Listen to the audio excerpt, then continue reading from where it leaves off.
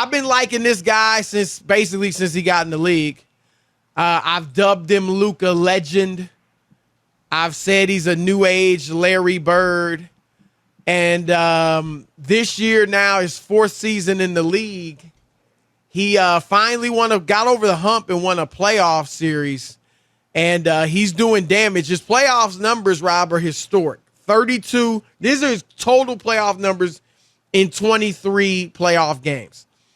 32.7 points a game, second only to Michael Jordan. 9.3 rebounds a game and 8.3 assists in the playoffs, and a nice 49% shooting. So only real negative, only 67% from the foul line. But this year he's shooting 77% in the playoffs. So even improved on that. Here's what I want to throw out to you, Rob. And look, I know it's true, he's only won 2 playoff series. But he has faced, Rob, I mean, his first 2 years, he faced Kawhi Leonard and Paul George in the playoffs. Those are 2 of the best wing defenders of this generation, and he had to go up against them and put big numbers on them, even though they lost. And then this year, they get rid of Utah. He misses a couple of the games, 3 of the first 3 games, and then takes out the Phoenix Suns, who were the best regular season team in the league. I'm going to throw this out at you, Rob. Luka was 4th on my MVP ballot. I had him as a first-team All-NBA player. He ended up, I think, 5th overall in MVP voting. But obviously now we're in the season where it really matters. And this is where the best players in the league stake their claim to that title. Last year, Rob, I think I was saying it earlier. You may have been. But Giannis, I think in the eyes of many people, solidified himself as the best player in the world when he won that championship. And it's not just, oh, you win the championship, you're the best, your best player on that team is the best player in the world. No. I still remember, Rob, obviously Chauncey Billups wasn't the best player in the world when he led the Pistons to the championship. Dirk Nowitzki was not the best player in the world ever. We can go on and on. There are many. I remember, Rob, with Paul Pierce when he was finals MVP in 2008 when the Celtics won it. And he said he's the best player in the world. And I said, I don't even think he's in the top 10. I think I told you this story. He emailed me, texted me, one of those. Right. And said, you're not in my top 10. Yeah, right. You're not in my top 10 local writers. Wow. But no, so I'm going to throw this question out at you, though, Rob. And I want to see what you say. I'm not picking Dallas to win the championship. But let's say they do. Or not even, I won't even go there. With Giannis out, Giannis is out in the second round. Can Luka Doncic lay claim to being the best player in the world during these playoffs?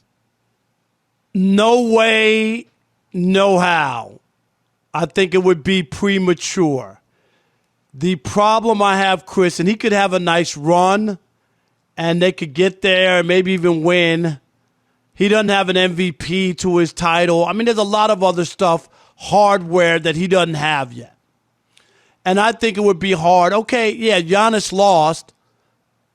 He's also was missing his number 2 guy. Let's just be fair. I'm not saying it's all on Giannis, and so is Luka. No, but I'm saying he's missing his number 2 guy.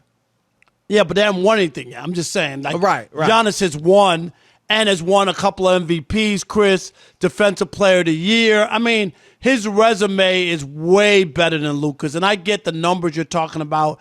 It's a small sample size compared to a Michael Jordan. That doesn't poo-poo him, but it's a small sample size. I agree. Look, I've been arguing with Nick Wright on First Things First every morning. He's saying Luka's already an all-time playoff great. I said it's too soon. It's too soon. Chris, I know premature. He will be. This is premature. Keep it on basketball. Okay. Oh, I'm sorry.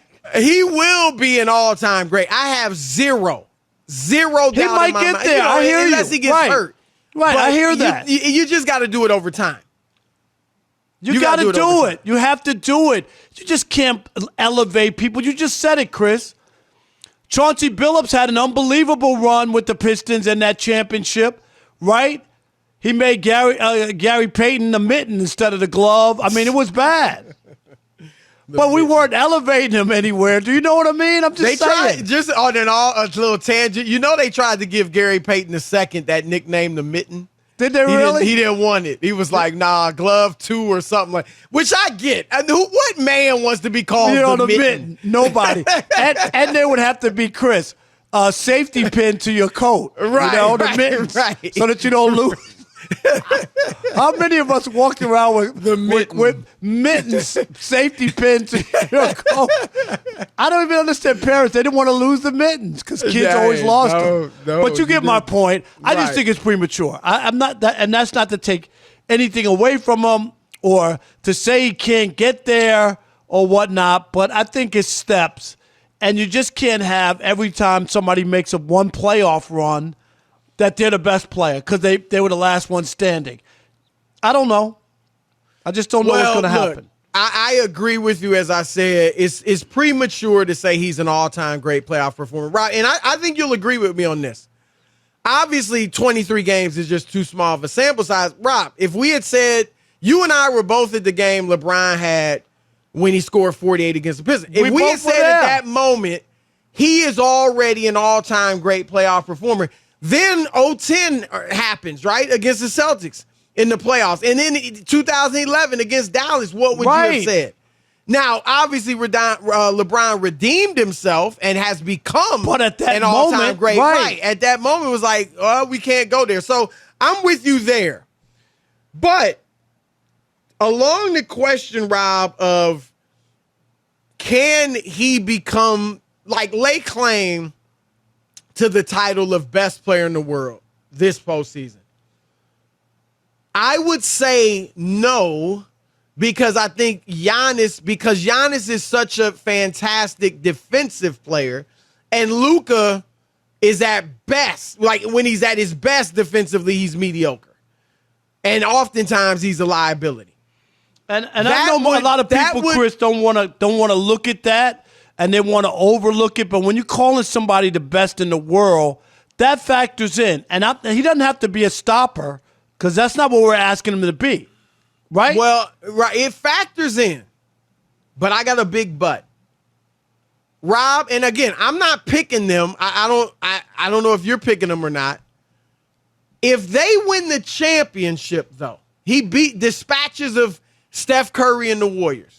Dispatches of, say, Boston or whoever gets out of the East in the finals. I do think at that point, Rob, he could lay claim to it. Even though he's not the defender, even close, that Giannis is, and that would be a big advantage for Giannis. But here's the thing. What you would say is yes.